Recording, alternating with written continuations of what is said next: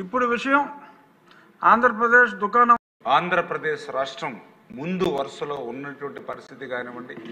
అదేవిధంగా ఈ యొక్క నవ్యాంధ్రప్రదేశ్ రాష్ట్రంలో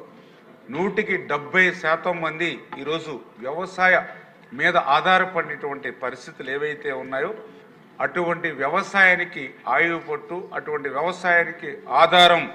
జలవనరులు అనేటువంటి సంగతి మనందరికీ తెలుసు అధ్యక్ష. అందుచేతే ఈరోజు రాష్ట్ర ప్రగతిలో కానీ రాష్ట్ర పురోగతిలో కానీ జలవనరుల శాఖ యొక్క పాత్ర అనేది చాలా చాలా కీలకమనే విషయాన్ని దృష్టిలో పెట్టుకుని ఈరోజు తెలుగుదేశం, జనసేన, బీజేపీ ఏదైతే కూటమి ప్రభుత్వం అధికారంలోకి వచ్చిన తర్వాత 2019, 2024లో జరిగినటువంటి విధ్వంసం నుండి మళ్ళీ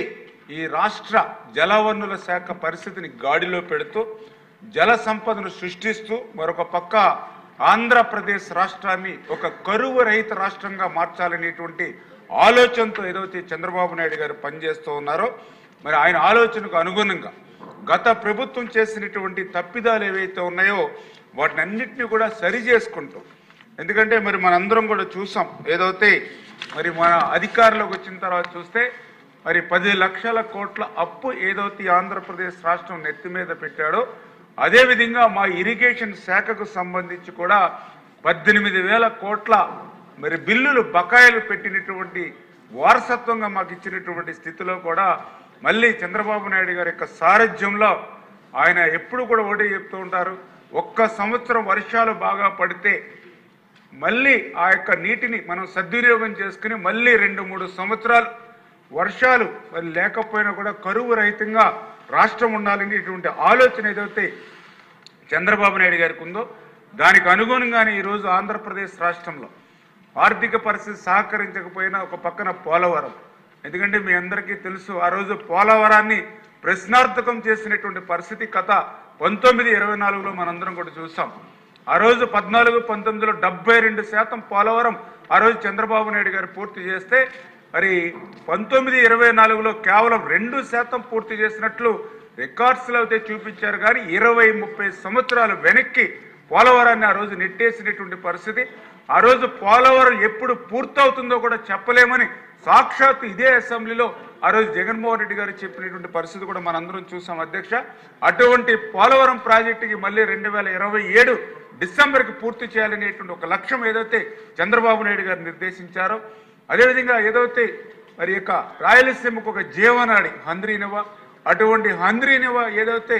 2025 మరి యొక్క వర్షాకాలంలోనే ఆ మాన్సూన్ సీజన్లోనే ప్రారంభిస్తామని అధికారంలోకి వచ్చినటువంటి మొదటి రోజు ఏదైతే చెప్పామో ఆ మొదటి సంవత్సరంలోనే ఆ మాటని నిలబెట్టుకుని ఆ హంద్రీనివా యొక్క కృష్ణమ్మ జలాలు 738 కిలోమీటర్లు ఆఖరి మైలు వరకు తీసుకెళ్లేటి పరిస్థితి ఏదైతే హంద్రీనివా కానీ, అదేవిధంగా ఏదైతే వెలిగొండ ఏదైతే అత్యంత వెనకబడినటువంటి ప్రకాశం ఫ్లోరైడ్ బాధితులు ఉన్నటువంటి వెలిగొండ ఏదైతే ఉందో మరి అటువంటి వెలిగొండను కూడా మరి రేపు 2026 జూలై కల్లా పూర్తి చేయాలనేటువంటి చంద్రబాబు నాయుడు గారి లక్ష్యం కానీ, అదేవిధంగా ఏదైతే పోలవరం లెఫ్ట్ మెయిన్ కెనాల్ ఏదైతే ఉందో మరి దాన్ని ఏదైతే ఉత్తరాంధ్ర అంటే పర్టికులర్గా అట్లీస్ట్ ఈ సంవత్సరం ఏదైతే అనకాపల్లి వరకు కూడా నీరు తీసుకెళ్లాలనేటువంటి చంద్రబాబు నాయుడు గారి ఆలోచన. మరి ఈ రకంగా ఒక ప్రాధాన్యత క్రమంలో ఈ మొదటి సంవత్సరంలోనే ఈ ప్రాజెక్టులన్నింటినీ కూడా నిర్మాణం చేసుకుంటూ మరొక పక్క ఏదైతే ఈ సంవత్సరం నెక్స్ట్ ఇయర్ కూడా ఉత్తరాంధ్ర ప్రాజెక్టుల మీద కూడా ప్రాధాన్యత పెట్టి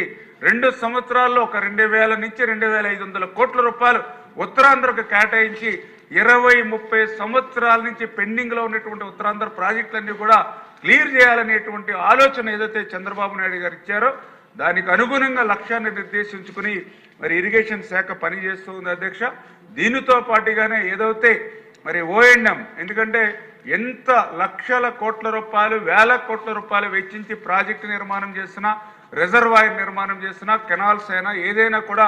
సంవత్సరం మెయింటెనెన్స్ కనుక లేకపోతే అవన్నీ కూడా నిరుపయోగమైపోయేటువంటి పరిస్థితి అధ్యక్ష. గత 5 సంవత్సరాలు అటువంటి పరిస్థితి. ఎక్కడ కూడా షట్టర్స్ కానీ, రోప్స్ కానీ, ఏదైతే డోర్స్ కానీ, లాకులకు కానీ మరామతుల మాట నుంచి కనీసం గ్రీజ్ పెట్టి మెయింటెనెన్స్ చేయలేనటువంటి స్థితిలో ఏ రకంగా ఆ రోజు మరి ఒక ఫించాగన్ అన్నమయ్య లాంటి ప్రాజెక్టులు కొట్టుకుపోవడం కానీ, ఒక గుండ్లగొమ్మ పులిచింతల వంటి గేట్లు ఏ రకంగా కొట్టుకుపోయినటువంటి పరిస్థితితో గత 5 సంవత్సరాల పాలనలో మనందరం కూడా చూసినటువంటి పరిస్థితి అధ్యక్ష. మరి అటువంటి ఓఎండ్ఎం నిమిత్తం, మరి సంవత్సరం మెయింటెనెన్స్ నిమిత్తం కూడా మరి దగ్గర ఈ మొదటి సంవత్సరంలోనే 3 విడతల్లో దగ్గర 800 కోట్ల రూపాయలు, గత 5 సంవత్సరాల పాలనలో కనీసం 90 కోట్ల రూపాయలు ఓఎండ్ఎం నిమిత్తం గత ప్రభుత్వం ఇవ్వకపోతే ఈసారి మొదటి సంవత్సరంలోనే 3 విడతల్లో మరి యొక్క 800 కోట్ల రూపాయల వరకు కూడా ఓఎండ్ఎం తరపున మరి నిధులు అందించుకుంటూ వెళ్తూ ఉన్నామని అంటే ఈ రకంగా ప్రతి విషయంలోనూ,